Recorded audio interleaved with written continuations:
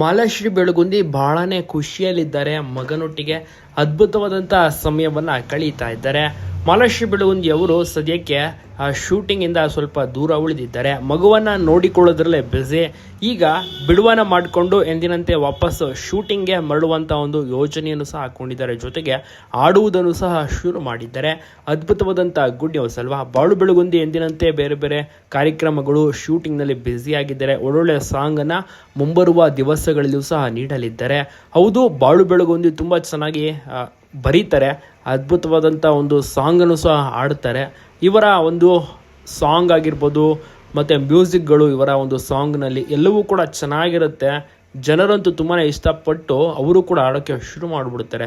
So ಆ ರೀತಿಯ ಒಂದು ಕಲೆ ಬಾಳು ಬೆಳಗುಂದಿಗೆ ತುಂಬಾ ಸಪೋರ್ಟಾಗಿ ನಿಂತಿರುವುದು. ಮಾಲಾಶ್ರೀ ಅವರು ತುಂಬಾ ಹೆಲ್ಪನ್ನು ಸಹ ಮಾಡ್ತಾರೆ.